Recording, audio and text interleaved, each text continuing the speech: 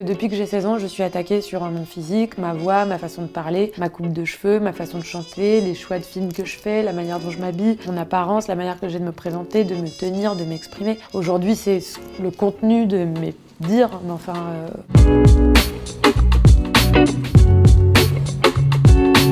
Salut, c'est Camélia Jordana et je vais apparemment regarder 5 moments forts de ma carrière. Je ne sais pas à quelle sauce je vais être mangée et je vous embarque avec moi. Bonjour mademoiselle. Votre prénom? Camélia Jordana. Camélia, très joli. Vous avez quel âge? J'ai 16 ans. Et vous allez nous chanter quoi? Je vais essayer de vous interpréter la chanson de Louis Armstrong, What a Wonderful World. Waouh! Sacré pareil, dites donc. I see trees of green, red roses too. I see that bloom for me and you. And I think to myself, what a wonderful world. Ça me fait réaliser que j'ai vieilli, déjà, pour commencer. Parce que je parlais avec une petite voix comme ça, je disais bonjour. Et ça me touche toujours, j'ai beaucoup de tendresse pour ce moment, beaucoup d'affection envers André Manoukian qui a été très bienveillant. Ils l'ont tous été, mais André particulièrement à cette époque. Quand l'émission a commencé, je pense que j'avais 7-8 ans. Je m'étais toujours dit que quand j'aurais l'âge, j'irais. Quand j'ai eu 16 ans, je me suis inscrite. Et je me rappelle d'ailleurs que je l'avais fait pendant que mes parents étaient allés faire une course et quand ils sont arrivés, je suis sortie et je leur ai dit je me suis inscrite à la Nouvelle Star et je me suis effondrée. Hyper étrange. Comme si, karmiquement, cosmiquement, ça y est, c'était parti, quoi. Mais ce qui est assez étonnant, c'est qu'en effet, j'y allais pas du tout dans une démarche professionnelle. J'y allais en me disant, c'est cool, je vais à la Nouvelle Star, je vais voir les gens du jury, je vais chanter, je vais les voir en vrai, et puis je vais retourner à l'école, passer mon bac de français. Et le César du meilleur espoir féminin est attribué à Camélia Jordana dans Le Brio. J'ai tenté d'écrire quelque chose parce que je me suis dit que le film, du coup, dans lequel j'ai joué, parlait quand même d'éloquence. Je me suis dit que c'était assez à propos et puis en fait, j'ai pas réussi. J'aimerais juste dire, je sais que normalement on fait pas à la famille tout ça, juste merci à ma mère pour sa force. Qui a dû arrêter d'aller à l'école malgré son amour pour les mots. Et grâce à elle, du coup, je les ai racontés là-dedans. Et ça donne ça. Merci infiniment. Bonne soirée. Je viens de voir quand j'ai reçu le César du meilleur espoir féminin. Et donc j'ai vu mon discours qui est hyper cute. Ma mère est la deuxième d'une fratrie / soratrie de 9 enfants. La famille de ma mère était très pauvre. Ma mère a dû arrêter d'aller à l'école quand elle avait 14 ans, alors qu'elle était dans les premières de sa classe et qu'elle était folle amoureuse de l'école. Et voilà, et du coup, ma mère a été une grande alliée quand j'étais petite pour m'apprendre les mots, la grammaire, l'orthographe et tout ça. Donc ouais, je pense que c'est elle qui m'a vraiment transmis l'amour des mots. Et donc c'est grâce à elle que je sais qu'en plus les mots sont l'une des premières armes dans la vie. Donc ouais, c'est assez dingue dans un film qui s'appelle Le Brio, qui parle d'éloquence, décoré de ce magnifique titre d'espoir en plus. C'est beau. Je veux bien que vous contestiez les ordres d'un gouvernement qui demande de taper les manifestants, ça oui. Mais les Moi, je parle pas des manifestants, je parle des hommes et des femmes qui vont travailler tous les matins en banlieue et qui se font massacrer pour nulle autre raison que leur couleur de peau. C'est un fait. Aujourd'hui, j'ai les cheveux défrisés. Quand j'ai les cheveux frisés, je ne me sens pas en sécurité face à un flic en France. Oui. Vraiment. À un moment, il faut envoyer un signe à un peuple, en fait. Il y a des hommes noirs et des hommes et des femmes noires, il y a des hommes arabes et des femmes arabes qui se font contrôler quotidiennement, qui se font fracasser aujourd'hui en confinement.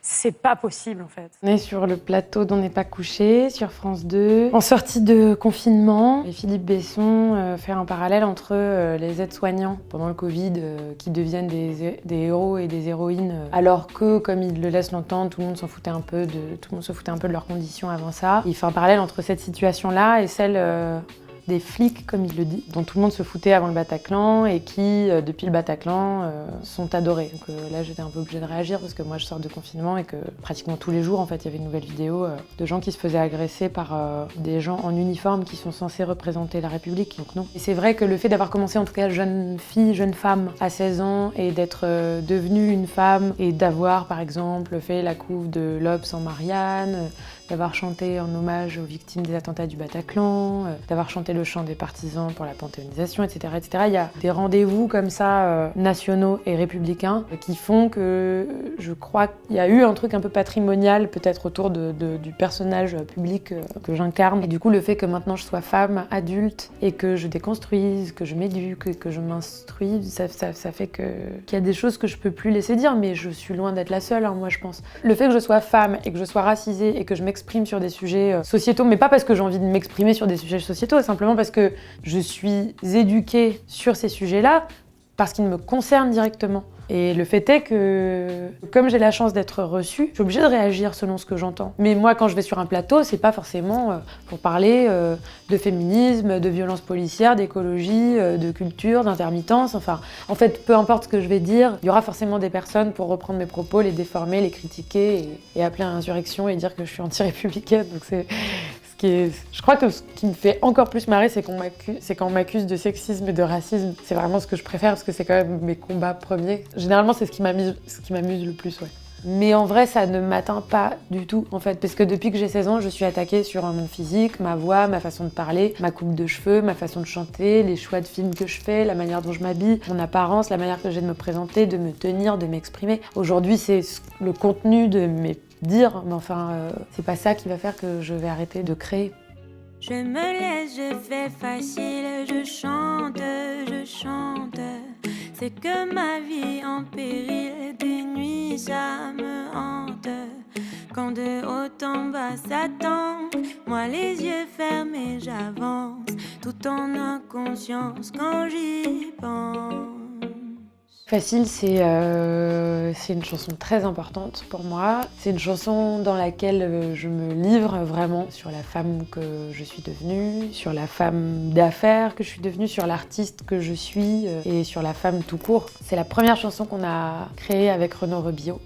Donc c'est un peu notre rencontre artistique, cette chanson, qui était la première d'une longue série déjà pour l'album et puis d'une encore plus longue pour la suite, je l'espère. Je lui ai dit voilà, j'ai envie de faire une chanson dont le processus créatif serait fluide, parce que j'étais convaincue avant ça qu'une chanson, pour qu'elle soit bonne, il fallait qu'elle soit créée dans la douleur. Du coup, mon processus créatif était assez douloureux. J'adore créer comme ça aussi, mais là, j'avais vraiment plus du tout envie de ça. C'est la deuxième chanson la plus jouée en radio en France en 2020, c'est complètement dingue. Franchement, le parcours de cette chanson est dingue. C'est aussi la chanson avec laquelle je renoue avec le grand public, ce qui était mon gros désir sur cet album-là. Facile, Fragile, c'est donc un double album, mon 4e album, dans lequel, pour Facile, c'est plutôt un rendez-vous pop, et sur lequel j'ai travaillé avec beaucoup de personnes très différentes. De Renaud Rebillot à Jérémy Chatelain, en passant par Dadju, Soul King, Nia Djiko, plein de gens. Tristan Salvati aussi. Et en fait, c'est un album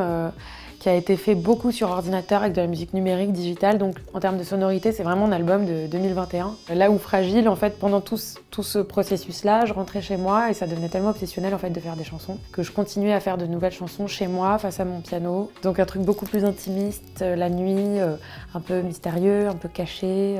Et je me suis retrouvée à la fin de la création de Facile et je me suis dit mais j'ai encore tellement de chansons, je peux pas les nier. Elles se complètent en fait avec toutes les chansons de Facile, donc je me suis dit que j'allais aller voir mon équipe et que j'allais leur dire qu'en fait on n'allait pas sortir un album mais un double album. Je m'offre le luxe de ne pas choisir. C'est vraiment ce que j'ai fait avec cet album-là.